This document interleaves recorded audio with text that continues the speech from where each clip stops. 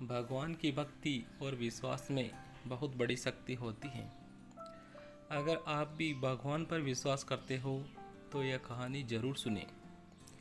अयोध्या के बहुत ही निकट पौराणिक नदी कटीला है, जिसे आज टेढ़ी कहते हैं। उसके तट के निकट ही एक भक्त परिवार रहता। उनके घर एक सरस्वती नाम की बालिका थी।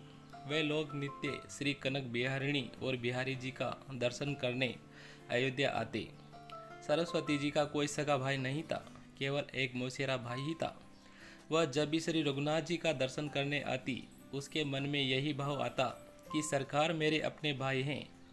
उसकी आयु उस समय मात्र 2 वर्ष की थी।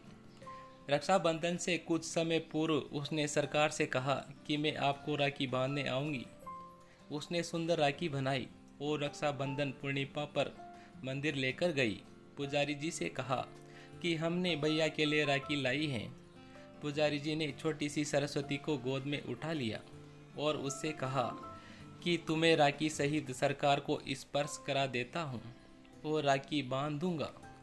पुजारी जी ने राखी बांध दी और उसको प्रसाद दिया।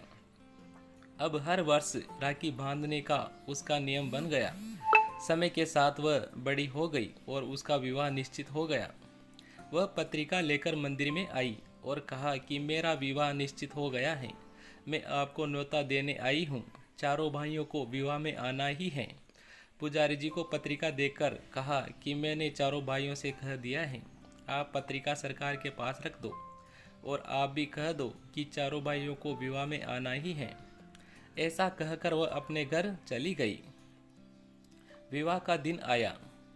अवध में एक रस्म होती है कि विवाह के बाद भाई आकर उसको चादर ओढ़ाता है और कुछ भेंट वस्तुएं देता है। उसकी मौसी ने अपने लड़के को कुछ सामान और 22 रुपये दिए और मंडप में पूछने को कहकर वह चली गई। उसका मौसेरा भाई उपहार वस्त्र और 22 रुपये लेकर रिक्शा पर बांधकर विवाह मंडप की ओर निकल पड़ा। रास्ते में ही रिक्शा उलट गया और वह गिर गया। थोड़ी सी चोट आई और लोगों ने उसको दवाखाने ले जाकर मरहम पट्टी कराई। यहाँ सरस्वती जी घूंघट से बार बार मंडप के दरवाजे पर देख रही हैं और सोच रही हैं कि सरकार अभी तक क्यों नहीं आई। उसको पूरा विश्वास है कि चारों भाई आएंगे।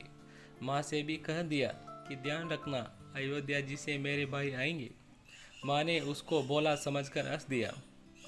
जब बहुत ही देर हो गई तब व्याकुल होकर वह दरवाजे पर जाकर रोने लगी। दूर दूर के रिश्तेदार आ गए, पर अपने भाई क्यों नहीं आए? क्या मैं उसकी बहन नहीं हूँ? उसी समय 4 बड़ी मोटर गाड़ियाँ और एक बड़ा ट्रक आते उसने देखा। पहली गाड़ी से उसकी मौसी का लड़का और उसकी पत्नी उतरी। बाकी गाड़ियों और 3 जोड़ियाँ उतरी। मौसी के लड़के के रूप में सर प्रथम जटित पगड़ियाँ, वस्त्र, हीरे के हार बांध रखे हैं। श्री हनुमान जी पीछे ट्रक में सामान भरकर लाए हैं। हनुमान जी पहलवान के रूप में आए थे। उन्होंने ट्रक से सारा सामान उतारना शुरू किया। स्वर्ण, चांदी, पीतल, तांबे के बहुत से बर्तन, बिस्तर, सोफे, आलमारी, कान, नाक, गले, कमर, हाथ, पैर के आभूषण। मौसी देखकर आश्चर्य में पड़ गई कि इतना कीमती सामान मेरा लड़का कहाँ से लेकर आया है। चारों का तेज बहुत सुंदर देखकर सरस्वती समझ गई कि यह मेरे चारों भाई हैं। सरस्वती जी के आनंद का ठिकाना न रहा। उसका रोना बंद हो गया। सरकार ने इशारा से कहा कि किसी को अभी बेस मत बताना, यही रखना कि उसका रूप इतना मनोहर था कि सब उन्हें देखते ही रह गए। कोई पूछ ही न पाया कि ये गाड़ियाँ कैसे आई हैं। ये धन्य 3 लोग कौन हैं? लोग हैरान होकर देख रहे थे कि अभी तक रो रही थी और अभी इतना हंस रही है और आनंद में नाच रही है। किसी को कुछ समझ नहीं आ रहा था। जब तक उसकी विदाई नहीं हुई तब तक चारों भाई उसके साथ ही रहे। सभी गले मिले और आशीर्वाद दिया।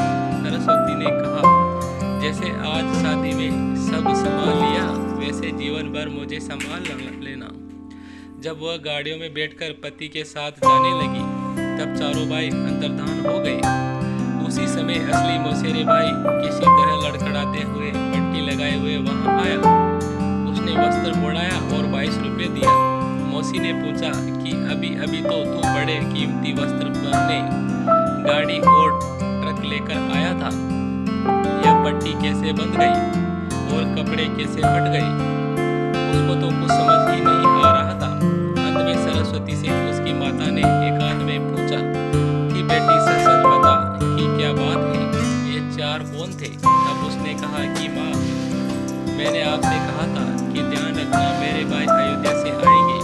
माँ समझ गई कि इसके तो 4 ही भाई हैं और वे श्री रघुनाथ जी और अन्य 3 भैया हैं।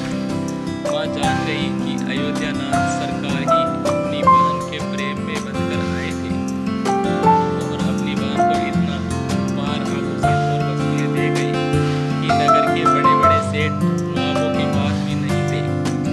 भक्ति और विश्वास में बड़ी शक्ति होती है। आप अपने आराध्य में विश्वास करके तो देखिए। तो दोस्तों, विश्वास और भक्ति में बहुत बड़ी शक्ति होती है। तो कहानी कैसी लगी